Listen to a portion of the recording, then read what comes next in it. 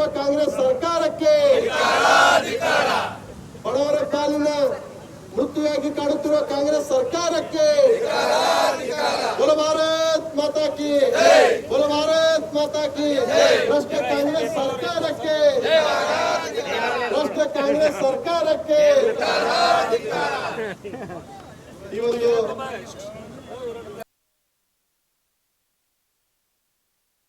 ಈ ಪ್ರತಿಭಟನೆಯನ್ನು ಉದ್ದೇಶಿಸಿ ಮಾಜಿ ವಿಧಾನ ಪರಿಷತ್ ಸದಸ್ಯರಾದ ಸರ್ಕಾರಕ್ಕೆ,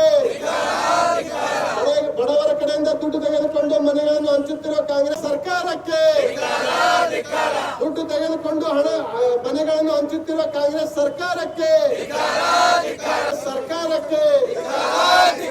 ಭ್ರಷ್ಟ ಸಿದ್ದರಾಮಯ್ಯ ಸರ್ಕಾರಕ್ಕೆ, ಮುಟ್ಟಾಳ ಸಚಿವ ಜಮೀರ್ ಅಹಮದ್ಗೆ, ಭ್ರಷ್ಟ ಜಮೀರ್ ಅಹಮದ್ಗೆ, ಭ್ರಷ್ಟ ಜಮೀರ್ ಅಹಮದ್ಗೆ, ಭಾರತ್ ಮಾತಾ ಕಿ। ಭ್ರಷ್ಟ ಕಾಂಗ್ರೆಸ್ ಸರ್ಕಾರಕ್ಕೆ, ರಾಜ್ಯದಲ್ಲಿರುವ ಭ್ರಷ್ಟ ಕಾಂಗ್ರೆಸ್ ಸರ್ಕಾರಕ್ಕೆ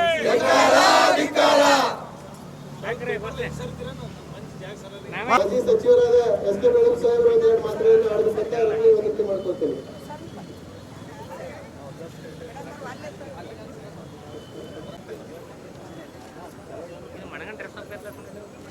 ಕಳೆದ 2 ವರ್ಷಗಳಿಂದ ಬಡವರಿಗೆ ಆಶ್ರಯ ಮನೆಗಳನ್ನು ಕೊಡಬೇಕು ಅಂತಕ್ಕಂಥ ಚಿಂತನೆಯಿಂದ ಕೇಂದ್ರ ಸರ್ಕಾರ, ರಾಜ್ಯ ಸರ್ಕಾರಗಳು ಕೊಟ್ಟಿರ್ತಕ್ಕಂಥವರಿಂದ ವಿಶೇಷವಾಗಿ ಗ್ಯಾರಂಟಿಗಳನ್ನು ಘೋಷಣೆ ಮಾಡಿ ಅಧಿಕಾರ ಬಂದಿರತಕ್ಕಂತಹ ಕಾಂಗ್ರೆಸ್ ಸರ್ಕಾರ ಎಲ್ಲ ಚಂದ್ರಶೇಖರ್ ಕೌಟಿಗೆ ಅವರೇ, ರಾಜ್ಯ ಎಸ್ಸಿ ಮೋರ್ಚಾ ಪ್ರಧಾನ ಕಾರ್ಯದರ್ಶಿ ಆಗ್ತಕ್ಕಂಥ ಉಮೇಶ್ ಕಾರಜೋಳ ಅವರೇ, ಹಿಂದಿನ ಸಚಿವರು ಆತ್ಮೀಯರಾಗಿರ್ತಕ್ಕಂಥ ಅಪ್ಪ ಸಾಹೇಬ್ ಪತ್ರಿ ಶೆಟ್ಟಿ ಅವರೇ, ಹಾಗೂ ರಾಜು ಬಜಮಠ್ ಅವರೇ, ಪ್ರಧಾನ ಕಾರ್ಯದರ್ಶಿಯಾಗಿರ್ತಕ್ಕಂಥ ಮಾಳಗೌಡ ಪಾಟೀಲ್ ಅವರೇ, ಈರಣ್ಣ ರಾವ್ ಅವರೇ, ಪ್ರಶಾಂತ್ ಮೋಹನ್ ಅವರೇ, ಹಾಗೂ 25,000 ಕೋಟಿ ರೂಪಾಯಿ ಗ್ಯಾರಂಟಿ ಬಳಸ್ಬಿಟ್ರಿ. ಯಾರು ಕೂಡ ಗ್ಯಾರಂಟಿ ನಿಮ್ಗೆ ಹಂಗಿದ್ರ ಹಣ 187 ಕೋಟಿ ರೂಪಾಯಿ ಎಷ್ಟು ಹಣ ಅದನ್ನ ಯಾರ್ಯಾರು ಕೊಟ್ಬಿಟ್ರಿ, ಗ್ಯಾರಂಟಿ ಬಳಸ್ಬಿಟ್ರಿ. ನಿಮ್ ಮೊಮ್ಮಕ್ಕಳ ಕಡೆ ದುಡ್ಡು ಇಸ್ಕೊತ ಬರುತ್ತಾ ಬೋರ್ಡ್ನಾಗ ನೀವು ಕೊಡಂಗಿಲ್ಲ, ನಿಮ್ಮ ಮಗನ ಕೂಡ ಮೊಮ್ಮಕ್ಕಳು ಕೊಡ್ತಾರೆ ಅಂತ ಹೇಳಿದ್ರು. ಅಂದ್ಕೂಲೆ ಭಾರಿ ಖುಷಿ ಆತ. 8 ಮಂದಿ ಹೊಸವಾಗಿ ಭಯಂಕರ ಬಂದೆಲ್ಲ ಕೂತ್ಬಿಟ್ರು. ಅಲ್ಲೊಂದು ಹೋಟೆಲ್ನಾಗ ಬೋರ್ಡ್ ಇತ್ತಲ್ಲಿ. ಬೋರ್ಡ್ನಾಗ ಏನು ಬರೆದಿದ್ರು, ಈ ಹೋಟೆಲ್ನಾಗ ಯಾರು ಊಟ ಮಾಡ್ತೀರಿ, ನಾಷ್ಟ ಮಾಡ್ತೀರಿ, ನೀವು ಯಾರು ಬಿಲ್ ಕೊಡಂಗಿಲ್ಲ. ಇದನ್ನ ಈ ಗ್ಯಾರಂಟಿ ಸಲುವಾಗಿ ಹೇಳ್ತಕ್ಕಂಥ ಅದು ಒಂದು ಜಾತ್ರೆ ಇತ್ತಂತೀವಿ, ಸಿದ್ದೇಶ್ವರ ಜಾತ್ರೆ ಹಾಕಲ್ಲ ಊರಾಗ ಜಾತ್ರೆ ಇತ್ತು. ಹಳ್ಳಿ ಜನ ಬಂದ್ರು 8 ಹೊಂಟಿದ್ರು, ತರಬಿದಾವ್ ಬಂದವ್, ತರಬಿದಾವ್ ಯಾಕೆ ತರಬಿ ಅಂತ ಕೇಳಿದವ್. ಅಲ್ಲ ಬಿಲ್ ಕೊಡ್ಬೇಕಲ್ಲ ಅಂದ್ರು. ಹಳ್ಳ ಹಿಡಿಸಿರ್ತಕ್ಕಂಥ ಆ ಯೋಜನೆಯಲ್ಲಿ ಬ್ರಹ್ಮಾಂಡ ಭ್ರಷ್ಟಾಚಾರವನ್ನು ಮಾಡಿರ್ತಕ್ಕಂಥ ವಸತಿ ಇಲಾಖೆಯ ವಿರುದ್ಧವಾಗಿ ಭಾರತೀಯ ಜನತಾ ಪಾರ್ಟಿ ಅಲ್ಲ, ಕಾಂಗ್ರೆಸ್ ಸರ್ಕಾರದ ಹಿರಿಯ ಶಾಸಕರು ಸನ್ಮಾನ್ಯ BR ಪಾಟೀಲ್ ರಾವ್ ನೇರವಾಗಿ ವಸತಿ ಇಲಾಖೆಗೆ, ಮುಖ್ಯಮಂತ್ರಿಗಳಿಗೆ, ವಸತಿ ಇಲಾಖೆ ಸಚಿವರಿಗೆ ನೇರವಾಗಿ ಒಂದೊಂದು ಆಶ್ರಯ ಮನೆಗಳನ್ನು ಕೊಡಬೇಕಾಗಿತ್ತಂದ್ರೆ, ಬಡವರಿಗೆ ಮನೆ ಕೊಡಬೇಕಾಗಿದ್ರೆ ಏಜೆಂಟರ ಮುಖಾಂತರವಾಗಿ 25,000, 30,000, 50,000 ಲಂಚದ ಹಣವನ್ನು ಪಡ್ಕೊಂಡು ಮನೆಗಳನ್ನು ಮಂಜೂರು ಮಾಡತಕ್ಕಂಥದ್ದನ್ನ ಖಂಡನೆ ಮಾಡಿ ಮಾಧ್ಯಮಕ್ಕೆ ಹೇಳಿಕೆಯನ್ನು ಕೊಟ್ಟಿರ್ತಕ್ಕಂಥ ವಿಷಯವನ್ನು ಇಟ್ಕೊಂಡು ಮತ್ತು ಅದೇ ರೀತಿ ಬೇರೆ ಬೇರೆ ಭಾಗದಲ್ಲಿ ವಿಜಯಪುರ ಜಿಲ್ಲೆ ಸಿಂದಗಿ ಇರ್ಬೋದು, ದಾಖಲಾನ ಇರ್ಬೋದು, ಇಲ್ಲೂ ಕೂಡ ಮಾಧ್ಯಮದ ಮುಖಾಂತರವಾಗಿ ಭ್ರಷ್ಟಾಚಾರದ ಒಂದು ವಿಷಯ ತಿಳಿದು ಬಂದಂಥ ಸಂದರ್ಭದಲ್ಲಿ ವಿಜಯಪುರ ಜಿಲ್ಲೆ ಭಾರತೀಯ ಜನತಾ ಪಾರ್ಟಿ ಅಧ್ಯಕ್ಷರಾಗಿರ್ತಕ್ಕಂಥ ಗುಲ್ಲಿಗಪ್ಪ ಅಂಗಡಿ ಅವರ ನೇತೃತ್ವದಲ್ಲಿ ಸರ್ಕಾರದ ವಿರುದ್ಧ ಒಂದು ಹೋರಾಟವನ್ನು ಹಮ್ಮಿಕೊಂಡಿರ್ತಕ್ಕಂಥ ಈ ಸಂದರ್ಭದಲ್ಲಿ ಈ ಹೋರಾಟದಲ್ಲಿ ಪಾಲ್ಗೊಂಡಿರ್ತಕ್ಕಂಥ ಅಧ್ಯಕ್ಷತೆ ವಹಿಸಿರ್ತಕ್ಕಂಥ ಸನ್ಮಾನ್ಯ ಶ್ರೀ ಗುಲ್ಲಿಗಪ್ಪ ಅಂಗಡಿ ಅವರೇ ಹಾಗೂ ಮತ್ತು ಸರ್ಕಾರ ಹಿಂದೆ ಭಾರತೀಯ ಜನತಾ ಪಾರ್ಟಿ ಸರ್ಕಾರ 5 ವರ್ಷ ಕರ್ನಾಟಕದಲ್ಲಿದ್ದೇವೆ ನಾವು 2012ರವರೆಗೆ. ಅವಾಗ ಇವತ್ತಿನ ಕೇಂದ್ರ ಸಚಿವರಾಗಿರ್ತಕ್ಕಂಥ ಸೋಮಣ್ಣ ಅವರು ವಸತಿ ಇಲಾಖೆ ಸಚಿವರಾಗಿದ್ದರು. ಬಹುಶಃ ಸ್ವಾತಂತ್ರ್ಯ ಸಿಕ್ಕು 75 ವರ್ಷ ಕಳೆದ ಮೇಲೆ ದಾಖಲೆ ರೀತಿಯ ಮನೆಗಳನ್ನು ಒಂದೊಂದು ವಿಧಾನಸಭಾ ಕ್ಷೇತ್ರಕ್ಕೆ 10,000, 15,000, 20,000, 30,000 ಮನೆಗಳನ್ನು ಕೊಟ್ಟಿರ್ತಕ್ಕಂಥದ್ದು ಯಾವ್ದಾದ್ರೆ ಅದು ಸೋಮಣ್ಣನವರು ಮತ್ತು ಭಾರತೀಯ ಜನತಾ ಪಾರ್ಟಿ ಸರ್ಕಾರ ಆಗಿನ ಕಾಲದೊಳಗೆ.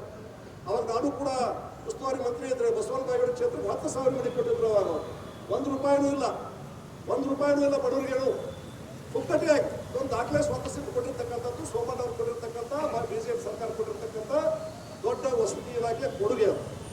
ಆದ್ರೆ ಇವ್ರು ಏನು ಬಂದ್ರು, 2 ವರ್ಷದಿಂದ ನಾವು ಬಡವರು ಉದ್ಧಾರ ಮಾಡ್ತೀವಿ, ಪಾರದರ್ಶಕ ಆಡಳಿತ ಕೊಡ್ತೀವಿ ಅಂತ ಹೇಳ್ಕೊಂಡು ಬಂದ್ರು. ಇವರು ಬಂದ್ಕಂದು ಇವತ್ತ ನಾವು ಟೀಕೆ ಮಾಡಲಿ ಇನ್ನೂ ಕೂಡ ಒಬ್ಬ ಹಿರಿಯ ಶಾಸಕರು BR ಪಾಟೀಲ್, ಅಫಜಲ್ಪುರದ BR ಪಾಟೀಲ್ ರವರು ಹಿರಿಯರವರು, ಆಳಂದದ ಹಿಂದಿನ ಇವತ್ತಿನ ಶಾಸಕರು ಅವರು ಇವತ್ತ ಮಾಧ್ಯಮದ ಮುಂದೆ ಹೇಳಿದ್ದಾರೆ, ಅವ್ರ ಪತ್ರಿಕೆ ಕವಡೆ ಕಾಸಿಗೆ ಕಿಮ್ಮತ್ತಿಲ್ಲ. ಅದೇ ಅವ್ರ ಪಕ್ಷದ ಪಂಚಾಯತಿ ಅಧ್ಯಕ್ಷರು ಇವ್ರದೇ ಪತ್ರ ತಗೊಂಡು ಹೋದ್ರೆ ಅವ್ರಿಗೆ ಮನೆ ಮಂಜೂರು ಆಗ್ತಾವ. ಇವ್ರು ಒಂದು ಮನೆ ಬಂದಿಲ್ಲ ಅಂತಕ್ಕಂಥ ಬಹಳ ನೋವಿನಿಂದ ಹೇಳಿದ್ರು. ಅವ್ರು ಏನು ಹೇಳಿದ್ರು, ಅವರು ಆಡಳಿತ ಪಕ್ಷದ ಶಾಸಕರಿಗಿಂತ ಗ್ರಾಮ ಪಂಚಾಯತಿ ಅಧ್ಯಕ್ಷರು ನಮ್ಗೆ ಸ್ಟ್ರಾಂಗ್ ಆಗ್ಯಾರ ಅಂತ ಹೇಳ್ಬಿಟ್ಟು. ನಮ್ದೇನು ಶಕ್ತಿನೇ ಇಲ್ಲ ಸರ್ಕಾರದಲ್ಲಿ, ನಮ್ದೇನು ಕೆಲಸಕ್ಕೆ ಇಲ್ಲ. ನಾವು 136 ಮಂದಿ ಬಂದ್ರು ಉಪಯೋಗ ಇಲ್ಲ. ನಾವು ಕಾಂಗ್ರೆಸ್ನಾಗ ಯಾರು ದುಡ್ಡು ತಗೊಂಡು ಹೋಗಾರ ಕೊಡ್ತಾರ. ಆ ವಸತಿ ಖಾತೆ ಮಂತ್ರಿ ಆಗಿರ್ತಕ್ಕಂಥ ಜಮೀರ್ ಅಹಮದ್ ಖಾನ್ ಅವರ ಆಪ್ತ ಸಹಾಯಕ ಸರ್ಫರಾಜ್ ಹುಸೇನ್ ಅವ್ರ ಜೋಡಿ ಮಾತಾಡಿದ್ದ ವಿಡಿಯೋ ಬಂದಿರ್ತಕ್ಕಂಥ. ಅಂದ್ರೆ 50,000 ದುಡ್ಡು ಕೊಟ್ಟು ಅವ್ರು ಮನೆ ಕೊಡ್ಬೇಕಾಗಿತ್ತಂದ್ರೆ ಬಡವ್ರು ಹೆಂಗತ್ತಾರ, ಅವರು ಬಡವ್ರ ಕಡೆ 50,000 ಎಲ್ಲಿರ್ತಾವ? ಬಡವ್ರ ಮನೆ ಮುಟ್ಟಿಲ್ಲ ಅಂತ ನೀವು ಶ್ರೀಮಂತರಿಗೆ ಮನೆ ಕೊಡಕತ್ತೀರಿ. ನೀವು ಬಡವ್ರು ಅಲ್ಲೇ ಅದಾರ ಅವರು. ಕಾಂಗ್ರೆಸ್ ಯೋಜನೆ ನೀವು ಇಂದಿರಾ ಗಾಂಧಿ ಕಾಲದ ಹಾಕೋತ್ ಬಂದ್ರಿ, ನೀವು ಪಂಚವಾರ್ಷಿಕ ಹಾಕೋಕ್ ಬಂದಿರಿ. ಇವತ್ತು ಒಬ್ರು ಬಡವಣೆ ಇರಬಾರ್ದು. ನೀವು ಮಾಡಿದ್ ನೋಡಿದ್ರ ಮನೆಯಿಂದ ಎಳ್ದೇ ಇರ್ತಕ್ಕಂಥ ಒಬ್ರು ಇರಬಾರ್ದು. ಸೋಮಣ್ಣ ಅವ್ರು ಕೊಟ್ಟಿರ್ತಕ್ಕಂಥ ದಾಖಲೆ ಮನೆ ನೋಡಿದ್ರ ಎಲ್ಲಿ ಹೋದು ಮನೆ ಅಂತಾರೆ? ಎಲ್ಲಿ ಹೋದು? ಕಾಂಗ್ರೆಸ್ನ ಪುಡಾರಿಗಳು, ಅಲ್ಲಿ ಶಾಸಕರು, ಜಿಲ್ಲಾ ಪಂಚಾಯತ್ ಸದಸ್ಯರು, ಅಲ್ಲಿ ಗ್ರಾಮ ಪಂಚಾಯತ್ ಅಧ್ಯಕ್ಷರು, ಸದಸ್ಯರು ಅವ್ರ ಮುಖಾಂತರ ದುಡ್ಡು ಅವರ್ಸ್ ತಗೊಂಡ್ರು, ನಿಮ್ಗಟ್ಟು ಕೊಟ್ಟರು. ಅವರು ಅವ್ರಿಗೆ ಮನೆ ಕೊಡಕತ್ರಿ, ಬಡವರಾಗಿ ಹೋದಾರ. ಮನೆ ಇಂದು ಹಾಗೇ ಇಲ್ಲ. ದೇಶದ ಪ್ರಧಾನಮಂತ್ರಿ ನರೇಂದ್ರ ಮೋದಿ ಅವರು ಪ್ರಧಾನಮಂತ್ರಿ ಆವಾಸ್ ಯೋಜನೆ ಒಳಗೆ 2-3 ವರ್ಷದೊಳಗೆ ಬಡವರನ್ನ ಮನೆ ಇರ್ತಕ್ಕಂಥ ಬಡವರು ಒಬ್ಬರು ಇರಬಾರ್ದು ಅಂತ ಕ್ರಾಂತಿಕಾರಿ ಒಂದು ಕಾರ್ಯಕ್ರಮ ತಗೊಂಡಂತ ಸಂದರ್ಭದಲ್ಲಿ ಇಲ್ಲಿ ಕರ್ನಾಟಕದ ಕಾಂಗ್ರೆಸ್ ಸರ್ಕಾರ ಸನ್ಮಾನ್ಯ ಸಿದ್ದರಾಮಯ್ಯ ಮುಖ್ಯಮಂತ್ರಿಯಾಗಿ, DK ಶಿವಕುಮಾರ್ ಉಪಮುಖ್ಯಮಂತ್ರಿಯಾಗಿ, ಜಮೀರ್ ಖಾನ್ ಅವರು ವಸತಿ ಮಂತ್ರಿಯಾಗಿ ಸಂಪೂರ್ಣವಾಗಿ ಈ ಮನೆ ಹಂಚುವ ವಿಷಯದಲ್ಲಿ ಬ್ರಹ್ಮಾಂಡ ಭ್ರಷ್ಟಾಚಾರ ಮಾಡಿದಿರಿ. ಬಡವರನ್ನ ಹಾಳು ಮಾಡಿದಿರಿ. ವಿಜೇಂದ್ರ ಕಿಶ ತುಂಬಿಸಿರಿ. ಅದಕ್ಕೆ ನೀವು ನಿರ್ದಿಷ್ಟವಾಗಿ ನೀವೆಲ್ಲರೂ ಕೂಡ ಏನು ವಿಚಾರ ಮಾಡಲ್ಲ, ಸ್ಥಾನ ಬಿಟ್ಟು ಅಧಿಕಾರ ಬಿಟ್ಟು ಮನೆಗೆ ಹೋಗ್ಬೇಕು ಅಂತಕ್ಕಂಥ ಹೋರಾಟವನ್ನು ಭಾರತೀಯ ಜನತಾ ಪಾರ್ಟಿ ಇವತ್ತು ಮಾಡಲಾಗಿದೆ ಬಿಜಾಪುರ ನಗರದೊಳಗೆ. ಇದು ಒಂದೇ ಅಲ್ಲ, ಮೂಡ ಹಗರಣ ಆಯ್ತು. ಒಂದು ಕಾಲವನ್ನು ಅದ ವಿಶೇಷವಾಗಿ ಬಿಜಾಪುರದಲ್ಲಿ ಕೂಡ ನಾವು ಬಿಜಾಪುರ ಜಿಲ್ಲೆಯ ಅಧ್ಯಕ್ಷರಾಗಿ ಇವತ್ತು ಬಿಜಾಪುರದಲ್ಲಿ ಕೂಡ ಪ್ರತಿ ಇಲಾಖೆಯಲ್ಲಿ ಲಂಚ ಗೊತ್ತಾಗುತ್ತೆ. ಈ ಕಾಂಗ್ರೆಸ್ ಲಂಚ ಅಂತಕ್ಕಂಥದ್ದು, ಈ ಪರ್ಸೆಂಟೇಜ್ ಅಂತಕ್ಕಂಥದ್ದು ಏನು ಕೇಳಿದ್ರೆ ಇದು ಕಾಂಗ್ರೆಸ್ನಾಗ ಇದು ಲಂಚಕ್ಕಂಥ ಪರ್ಸೆಂಟೇಜ್ ನೋಡಪ್ಪ ಯಾರಂದ್ರೆ ಇದು ಕಾಂಗ್ರೆಸ್. ಇವತ್ತು ಅದು ಪ್ರತಿಯೊಂದು ಇವತ್ತು ತಗೊಂಡಾಗ್ತಕ್ಕ ಏನು ಪರ್ಸೆಂಟೇಜ್ ಕಲೆಕ್ಷನ್ ಆಗೈತಿ.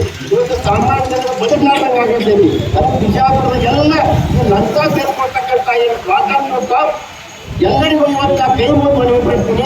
ಅಟ್ಲೀಸ್ಟ್ ಪರ್ಸೆಂಟೇಜ್ ಕಡಿಮೆ ಮಾಡಿ ಬಿಜಾಪುರ ಏನು ತಗೋತೀರಿ ಪರ್ಸೆಂಟೇಜ್ ಒಂದು ಅರ್ಧವರೆ ಕಡಿಮೆ ಮಾಡಿ. ಬಜೆಟ್ ತಗೋಬೇಡ್ರಿ, ನೀವು ಪರ್ಸೆಂಟೇಜ್ ತಗೋಬೇಡ್ರಿ. ಇವತ್ತು ಏನಾಗಿದೆ ಅಂದ್ರೆ ಕಾಂಗ್ರೆಸ್ ಸರ್ಕಾರ ಇವತ್ತು ನೀವು ಕುರ್ಸಿನ ಕೊಡಿಸ್ಬೇಕಂದ್ರೆ ನೀವು ಹಂಗೆ ಕೊಡ್ಸಿಲ್ಲ. ಅವರು ಎಲ್ಲ ಊಟ ಮಾಡಿ ಕೊಡ್ತಾರೆ ನಿಮ್ಗೆ. ಅದಕ್ಕೆ ಏನು ಮಾಡಿದ್ರು ಕಡೆಗೆ ಮಾನವೀಯ ಆಧಾರ ಮೇಲೆ ಈ ಸಾಮಾನ್ಯ ಜನರು ಏನು ಒದ್ದಾಡಕೈತೆ ನೀವು ಪರ್ಸೆಂಟೇಜ್ ಅದನ್ನು ನೀವು ತಗೋಬೇಡ್ರಿ ಅಂತಕ್ಕಂಥ ಮನವಿ ಮಾಡುತ್ತೆ.